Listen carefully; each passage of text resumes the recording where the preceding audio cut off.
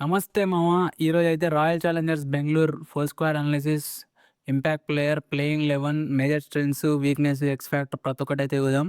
ఈసారైతే వీళ్ళ స్క్వాడ్ ఇంకా బలంగా తయారైంది. లాస్ట్ ఇయర్ అయితే వీళ్ళు కప్పు కొట్టిర్రు 18 ఏళ్ల తర్వాత. ఐపీఎల్‌లోనే one of the most crazy fan base ఉన్న టీమ్ ఇది. రజత్ పదర్ కెప్టెన్సీలో చాలా బాగా ఆడింది లాస్ట్ ఇయర్ అయితే. ఒకసారి వీళ్ళ స్క్వాడ్ అయితే చూద్దాం.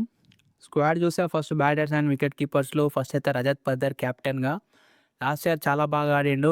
మెయిన్‌గా క్యాప్టెన్సీ అయితే చాలా బాగా చేసిండు. డొమెస్టిక్‌లో కూడా క్యాప్టెన్సీ చాలా మంచి రికార్డ్స్ ఉన్నాయి. కప్పు గెలిపించిన తర్వాత కూడా డొమెస్టిక్‌లో చాలా మంచి పర్ఫార్మెన్సెస్ ఉన్నాయి. సో, ఈసారి కూడా భారీ ఎక్స్‌పెక్టేషన్స్ ఉంటాయి. నెక్స్ట్ అయితే విరాట్ కోహ్లీ. విరాట్ కోహ్లీ ఐపీఎల్ మొత్తం హిస్టరీలోనే లీడింగ్ రన్ స్కోరరు. ప్రతి సీజన్ కూడా చాలా బాగా ఆడతాడు. లాస్ట్ 3 నెలలు అయితే 2000 పైన రన్స్ కొట్టిండు. మరి ఏ బ్యాట్స్‌మెన్ కూడా అంత కన్సిస్టెంట్‌గా ఆడలేడు. స్ట్రైక్ రేట్ కూడా చాలా బాగా ఇంప్రూవ్ అయిపోయింది లాస్ట్ 3 ఇయర్స్ నుంచి. సో, మంచి ఎక్స్‌పెక్టేషన్స్ ఉంటాయి. ఇంకా రిలాక్స్‌డ్‌గా వస్తుండు. ఒక్క ఫార్మాట్ ఆడుతుంది కాబట్టి చాలా రిలాక్స్‌గా వస్తుంది కాబట్టి ఇంకా చాలా బాగా ఆడతాడని అనుకుంటున్నా ఈ సీజన్ అయితే. ముఖ్యంగా ఓపెనింగ్‌లో అయితే డామినేట్ చేసేస్తుండు. నెక్స్ట్ అయితే దేవదత్ పడిక్కల్. దేవదత్ పడిక్కల్ అయితే లాస్ట్ ఇయర్ చాలా బాగా ఆడిండు.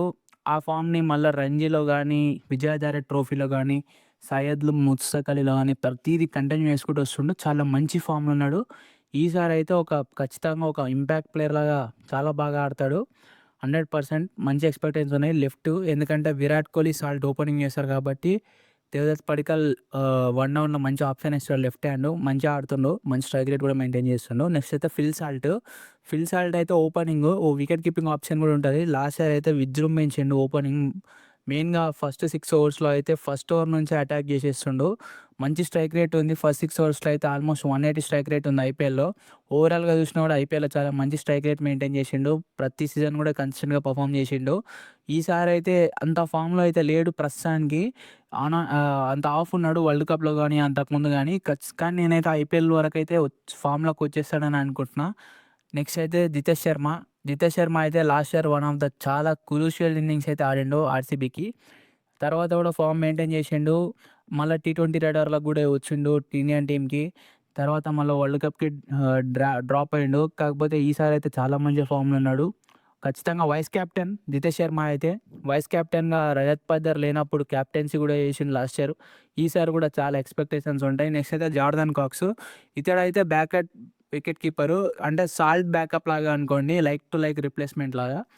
ఇంగ్లాండ్ ఇతన్ని కూడా బీపీఎల్‌లో చాలా బాగా ఆడతాడు. అట్లా 100 లీగ్‌లో కూడా చాలా మంచి రికార్డ్స్ ఉన్నాయి. లాస్ట్ ఇయర్ 2025 అయితే 100 లీగ్‌లో ఇతడే leading run scorer and highest strike rate ఉంది. చాలా మంచి ప్లేయరు. చాలా పవర్ ఉంటది. పవర్ హిట్టింగ్ చేస్తాడు. మొత్తం సిక్స్‌ల మీదనే వర్షం కురిసిస్తాడు. నెక్స్ట్ అయితే ఆల్‌రౌండర్స్ చూద్దాం.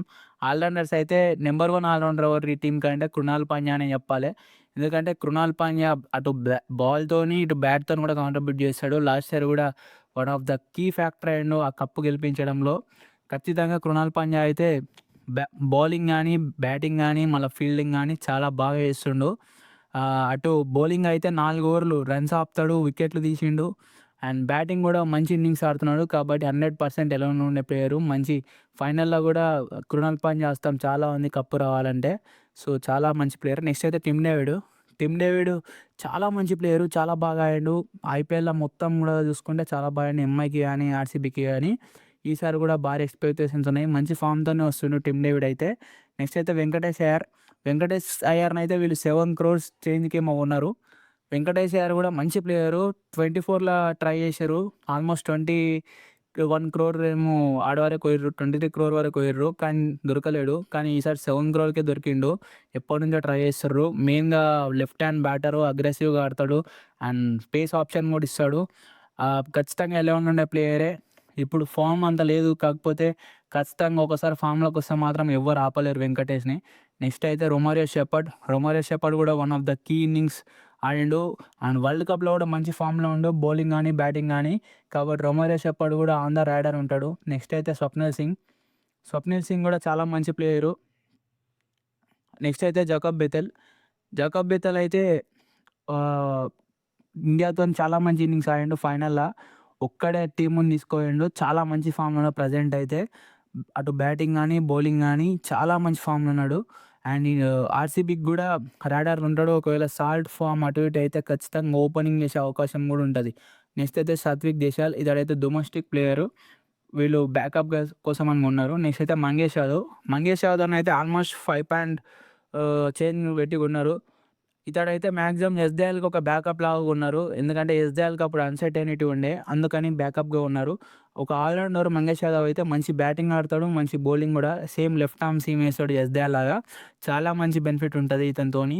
మాక్సిమం ఎప్పుడో అప్పుడు 11కి అయితే వచ్చే ప్లేయరే. నెక్స్ట్ అయితే విక్కీ ఒస్వాల్ కూడా చాలా మంచి ప్లేయరు. నెక్స్ట్ అయితే విహాన్ మల్హోత్రా అయితే అండర్ 19లో చాలా మంచి పర్ఫార్మ్ చేసిండు. మంచిగా ఫ్యూచర్ కోసం అయితే గ్రూమ్ చేసుకోవాలి. చాలా మంచి స్పిన్నర్ అండ్ బ్యాటర్ కూడా. నెక్స్ట్ అయితే కనిష్ చౌహాన్ కూడా అండర్ 19 ప్లేయరే. ఇతడు కూడా చాలా మంచిగా పర్ఫామ్ చేసిండు. ఇతను కూడా స్పిన్ వేస్తాడు అండ్ బౌలింగ్ కూడా. వీళ్ళిద్దరికి కూడా ఫ్యూచర్కి గ్రూమ్ చేసుకోవాలని చేసుకురు ఆర్సీబీ అయితే. నెక్స్ట్ అయితే భువనేశ్వర్ కుమార్ ఇండియాలోనే one of the most lead pacers. Bumrah, Bhuvi తర్వాత భువీ వస్తాడు నెక్స్ట్ అయితే బుమ్రా తర్వాత. చాలా లీడ్ పేసారు. బుమ్రా కంటే కూడా చాలా ఎక్స్పీరియన్స్ ఉంది. లాస్ట్ ఇయర్ కూడా చాలా క్రూషియల్గా వేసిండు బౌలింగ్ అయితే. డొమెస్టిక్లో కూడా మంచి పర్ఫార్మెన్సెస్ ఉన్నాయి. ఫామ్లోనే ఉన్నాడు. ఖచ్చితంగా స్వింగ్ కింగ్ అని పిలుస్తాం మనమైతే. చాలా ఎక్స్పెక్టేషన్స్ ఉంటాయి ఈసారి కూడా. ఆ పవర్ ప్లేలో కానీ డెత్ ఓవర్స్లో కానీ చాలా డాట్స్ వేసి వికెట్స్ ఇస్తూ ఉంటాడు. నెక్స్ట్ జాష్ హేజల్వుడ్ కంటే జాష్ హేజల్ గాడ్ అనే పిలవాలి. ఎందుకంటే అలాంటి బౌలరు. చాలా మంచి పర్ఫార్మెన్స్ ఉంది. కాకపోతే ఇనిషియల్‌గా కొన్ని మ్యాచెస్ మిస్ అయితాయని రిపోర్ట్స్ అయితే వచ్చినాయి. కానీ ఖచ్చితంగా మనం ఎప్పుడొచ్చినా కానీ ఖచ్చితంగా ఓ ఫామ్‌తోనైతే వస్తాడు. మంచిగా ఎప్పుడైతే ఇంజ్యూరీ నుంచి వస్తాడో ఇంకా మంచి ఫామ్‌లో వస్తాడు. ఖచ్చితంగా ఒక ఎక్స్ ఫ్యాక్టర్ అయితే అవుతాడు పక్కా జాష్ హేజల్వుడ్ అయితే. భారీ ఎక్స్పెక్టేషన్స్ ఉన్నాయి. నెక్స్ట్ అయితే ఎస్‌దయాల్ అయితే ఆర్సీబీకి అయితే చాలా మంచిగా పర్ఫార్మ్ చేసిండు. ఎప్పుడైతే జీటీ నుంచి ఆర్సీబీకి వచ్చిండో. సో, ఈసారి కూడా భారీ ఎక్స్పెక్టేషన్స్ ఉంటాయి. ముఖ్యంగా లెఫ్ట్ ఆర్మ్ బౌలర్ కాబట్టి చాలా అడ్వాంటేజ్ ఉంటది. పవర్ ప్లేలో కానీ డెత్ ఓవర్స్‌లో కానీ చాలా బౌలింగ్ చేసిండు. ముఖ్యంగా సీఎస్‌కే మ్యాచ్ అనగానే రాణిస్తానే ఉంటాడు. చాలా మంచి ప్లేయరు. నెక్స్ట్ అయితే నువాన్ తుషారా అయితే మలింగాకి లైక్ టు లైక్ ఏస్తాడు. కానీ సేమ్ మలింగా లానే ఏస్తాడు. ఇప్పుడు హేజల్‌వుడ్ లేని పక్షంలో మాత్రం ఖచ్చితంగా నువాన్ తుషారానే ఉంటాడు. జాకబ్ డఫీ కూడా ఉంటాడు కానీ మనోళ్ళు నాకు తెలిసినంత వరకే ముందైతే నువాన్ తుషారానే ప్రిఫర్ చేస్తారు. నెక్స్ట్ అయితే సుయాష్ శర్మ అయితే ఒక స్పెషలిస్ట్ స్పిన్నరు. లాస్ట్ ఇయర్ మంచి సీజన్ పడ్డది. కాకపోతే ఎక్కువ వికెట్లు రాలేవు. కాకపోతే టైట్‌గా ఏస్తాడు ఓవర్స్ అనేటివి. చాలా టైట్‌గా ఏస్తాడు. ఆ ఇంపాక్ట్ ప్లేయర్‌గా వచ్చి. సో, చాలా చేంజ్ అయితుంటది. సుయాష్ శర్మ వల్ల చాలా ఎఫెక్టివ్ అయితే టీమ్ అయితే. నెక్స్ట్ అయితే రషీద్ సలాం లాస్ట్ ఇయర్ ఒక ఛాన్సు, 2 ఛాన్సులేమో వచ్చినాయి. అంత పర్ఫార్మ్ అయితే చేయలేదు. కాకపోతే బ్యాక్ చేసిర్రు ఆర్సీబీ వాళ్ళైతే. ఏదైతే టాలెంట్ అయితే చూసిర్రు పక్కా ఈ యంగ్‌స్టర్ పైన. ఎందుకంటే అందుకే 6 క్రోర్ పెట్టి కూడా పెట్టుకున్నారు. ఖచ్చితంగా ఏదో పాయింట్ ఆఫ్ టైమ్‌లో ఈసారి అయితే 11లోకి వచ్చే ప్లేయరే. నెక్స్ట్ అయితే అభినందన్ సింగ్ ఇతనికైతే చాలా పేస్ ఉంది. పేసరు భువనేశ్వర్‌కి రిప్లేస్‌మెంట్ లాగా ఉంటాడు. Indian pacer. ఎప్పుడైనా రావచ్చు ఇతడు కూడా. చాలా మంచి ప్లేయర్. నెక్స్ట్ అయితే జకాబ్ డఫీ ఇప్పుడు ఇండియా టీ20 ర్యాంకింగ్స్‌లో నంబర్ 1 బౌలర్‌గా ఉన్నాడు చాలా కాలం పాటు.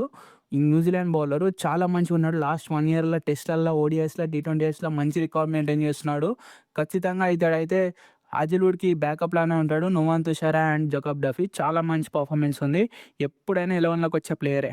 ఒకసారి నేను ఈ స్క్వాడ్‌తోనైతే ఒక 11 అయితే చేసినా. అట్లనే ఇంపాక్ట్ ప్లేయర్ కూడా చూద్దాం. ఫస్ట్ అయితే విరాట్ కోహ్లీ ఓపెనర్‌గా ఆడతాడు. ఖచ్చితంగా విరాట్ కోహ్లీ ఓపెనర్‌గా ఆడాలి. ఎందుకంటే ఎప్పటినుంచో ఓపెనింగ్ చేస్తున్నాడు ఆర్సీబీకి అయితే. చాలా మంచి రికార్డ్స్ ఉన్నాయి ఓపెనింగ్‌లో. చాలా సెంచరీలు కూడా కొట్టిండు ఓపెనింగ్‌లోనే. ఆల్మోస్ట్ ఒక 7-8 సెంచరీస్ అయితే ఉన్నాయి. నెక్స్ట్ అయితే ఫిల్ సాల్ట్ అయితే ఓపెనింగ్‌లోనే ఎరగదీసిండు ఐపీఎల్‌లో. ముఖ్యంగా ఓపెనింగ్ చేస్తున్నప్పుడు almost 170 strike rate. Phil Salt అయితే వేరే ఏ పొజిషన్‌లో అయితే ఆడలేదు. ఐపీఎల్‌లో మొత్తం ఓపెనింగే చేసిండు.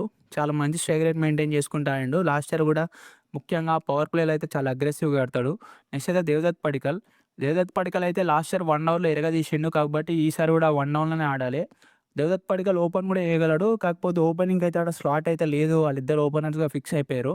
నెక్స్ట్ అయితే రజత్ పటిదార్ అయితే నెంబర్ 4 చాలా బాగా సూట్ అవుతుంది.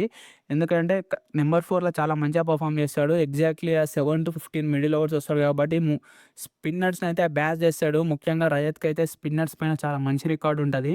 స్పిన్నర్స్ని అయితే ఏ స్పిన్నర్ అని చూడాడు. పెద్ద స్పిన్నరు నారాయణ, చక్రవర్తి లాంటి వాళ్ళని కూడా ఎవరిని కూడా వదలడు. కొడుతూనే ఉంటాడు. అలాంటి బ్యాటరు. మిడిల్ ఓవర్స్లో చాలా స్కోర్ పరిగెత్తాలంటే రజత్ ఉండాల్సిందే. నెక్స్ట్ అయితే వెంకటేష్ అయ్యారు. వీళ్ళిద్దరైతే మధ్యప్రదేశ్ డ్యూయో. వీళ్ళిద్దరైతే మంచి ఫ్రెండ్స్ కూడా. సో వీళ్ళిద్దరైతే మిడిల్ ఆర్డర్‌లో ఉంటే టీమ్‌కి చాలా అడ్వాంటేజ్ ఉంటది. ముఖ్యంగా ఆ లెఫ్ట్ రైట్ కాంబినేషన్ కూడా మెయింటైన్ అయితది. వెంకటేష్ అయ్యర్ కూడా మిడిల్ ఓవర్స్‌లో చాలా బాగా ఆడతాడు. అండ్ ఫినిషింగ్ కూడా పనికొస్తాడు. అలాగే సీఎం కూడా వేస్తాడు కాబట్టి నెంబర్ 5 స్టార్ట్ చేసిన. వెంకటేష్ అయ్యర్ పర్ఫార్మెన్స్ బట్టి చూడాలి నెక్స్ట్ అయితే. కానీ స్టార్టింగ్ 11 అయితే వెంకటేష్ అయ్యర్ ఉండాలి. నెక్స్ట్ అయితే జితేష్ శర్మ. జితేష్ శర్మ అయితే లాస్ట్ ఇయర్ చాలా బాగా ఆడిండని చెప్పినా కదా. వికెట్ కీపర్ అయితే జితేష్ శర్మనే ఉంటాడు. అండ్ వైస్ కెప్టెన్ కూడా. నెక్స్ట్ అయితే జితేష్ శర్మ చాలా మంచి పర్ఫార్మెన్స్ ఇచ్చిండు. ముఖ్యంగా అగ్రెసివ్‌గా ఆడతాడు, ఫినిషింగ్ చేస్తాడు కాబట్టి ఆ టిమ్ డేవిడ్‌తో కలిసి చాలా బాగా ఆడే అవకాశం ఉంది. నెక్స్ట్ అయితే టిమ్ డేవిడ్. టిమ్ డేవిడ్ అయితే చాలా అసలు ఓడిపోయే మ్యాచ్‌లు కూడా గెలిపించిండు లాస్ట్ ఇయర్ అయితే. చాలా మంచి ఫామ్‌లో ఉండు. ఆ తర్వాత ఆస్ట్రేలియాకి కూడా ఎన్నో మ్యాచ్‌లు గెలిపించి పెట్టిండు. సో బ్యాటింగ్ అయితే చాలా మంచి ఫామ్ ఉంది. ఎక్కువ బౌలింగ్ అయితే ఇయ్యరు. కాకపోతే టాల్‌గా ఉంటాడు కాబట్టి ఆ క్యాచ్‌లకు కూడా చాలా పనికొస్తాడు బౌండరీ లైన్ దగ్గర. నెక్స్ట్ అయితే కృణాల్ పాండ్యా. కృణాల్ పాండ్యా వరకు కూడా మనకు బ్యాటింగ్ ఉంది ఖచ్చితంగా. కృణాల్ పాండ్యా కూడా లెఫ్ట్ హ్యాండ్ బ్యాటరు. చాలా బాగా 6లు, 4లు కొడుతూనే ఉంటాడు. ముఖ్యంగా స్పిన్ ఏదైతే ఏస్తాడో పేస్‌లాగా ఏస్తాడు స్పిన్నే. అంటే మనోళ్ళైతే ఇగ్గుతారని అంటాడు. కానీ అలాంటి బౌలింగ్ ఏస్తాడు. నెక్స్ట్ అయితే Bhuvneshwar Kumar. Bhuvneshwar Kumar lead pacer. Batting కూడా చేయగలుగుతాడు భువీ కూడా. సో ఖచ్చితంగా లీడ్ పేసర్‌గా ఉంటాడు. పవర్ ప్లే గానీ, డెత్ ఓవర్స్ గానీ ఎక్కడి నుంచైనా మ్యాచ్ చేంజ్ చేయగలిగే ప్లేయరు. మస్తు ఎక్స్‌పీరియన్స్ ఉంది. నెక్స్ట్ జేస్‌వుడ్ హేజల్‌వుడ్. ఇతనికి కూడా లీడ్ పేసర్ అనే చెప్పాలి. ఎందుకంటే చాలా ఎక్కడి నుంచైనా మ్యాచ్ అయితే చేంజ్ చేసేస్తాడు. వీళ్ళిద్దరైతే ఒక్క టీమ్‌కి ఆడడం అనేది చాలా అడ్వాంటేజ్. ఎట్లయితే ఎంఐకి ట్రెంట్ బోల్ట్, బుమ్రా ఉన్నారో వీళ్ళిద్దరు కూడా అలాంటి ప్లేయర్సే ఈ టీమ్‌కైతే. నెక్స్ట్ అయితే ఎస్ దయాలు. Young pacer. ఖచ్చితంగా ఒక ఎక్స్ ఫ్యాక్టర్ అయితే అవుతాడు ఈ టీమ్‌కి. ఆడిన ప్రతి మ్యాచ్‌కి అయితే న్యాయం చేసిండు. కొన్ని హాఫ్ మ్యాచెస్ ఉన్నా కూడా చాలా కమ్‌బ్యాక్ అయితే చేసిండు ఈ టీమ్‌కైతే. ఖచ్చితంగా ఎలా ఉంటాడు. ఇతనికి బ్యాకప్ అయితే చెప్పినా కదా అతడు ఉంటాడు వేరే ప్లేయరు. నెక్స్ట్ అయితే ఇంపాక్ట్ ప్లేయరు. ఇదైతే నేను బ్యాటింగ్ 11 ఇచ్చినా. బ్యాటింగ్ ఆడేటప్పుడు ఈ ప్లేయింగ్ 11తోని ఆడాలి. తర్వాత బౌలింగ్ చేసేటప్పుడు మాత్రం సుయాష్ శర్మ, లేకపోతే జకబ్ బెతెల్, లేకపోతే రొమారియో షెపర్డ్ ఎవరైనా రావచ్చు. ఎందుకంటున్నా అంటే సుయాష్ శర్మ స్పెషలిస్ట్ స్పిన్ కాబట్టి కృణాల్ పాండ్యాతో కలిసి ఏయాల్సిన ఛాన్స్ ఉంటది. ఒకవేళ బ్యాటింగ్ ఏమైనా ఎక్స్ట్రా అవసరం పడితే జకబ్ బెతెల్‌ని తీసుకోవచ్చు. జకబ్ బెతెల్ స్పిన్ కూడా ఏయగలడు కాబట్టి. ఒకవేళ ఇంకా పేస్ అవసరం ఉంటే రొమారియో షెపర్డ్‌ని ఏసుకోవచ్చు. రొమారియో షెపర్డ్ ఫినిషర్ కూడా ఆడొచ్చు. సో ఇదైతే బెస్ట్ ప్లేయింగ్ 11 నా ఉద్దేశంలో. ఒకసారి అయితే ఆర్‌సీబీ స్ట్రెంగ్త్స్ అయితే చూద్దాం. స్ట్రెంగ్త్స్ అయితే strong top order number 1 strength వచ్చేసి. ఎందుకంటే ఒకసారి టాప్ ఆర్డర్ చూడండి. Kohli, Phil Salt, Padikkal, Patidar.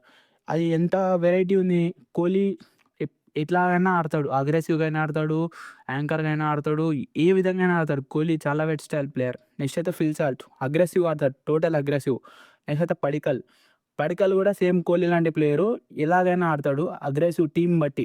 Next అయితే పటిదార్ స్పిన్నర్‌లని ఒక రేంజ్‌లో కొడతాడు. ఊచకోతనే ఉంటది మిడిల్ ఓవర్స్‌లో. సో చాలా స్ట్రాంగ్ మిడిల్ ఆర్డర్ ఇది. స్ట్రాంగ్ టాప్ ఆర్డర్ ఇది. చాలా బాగుంటది.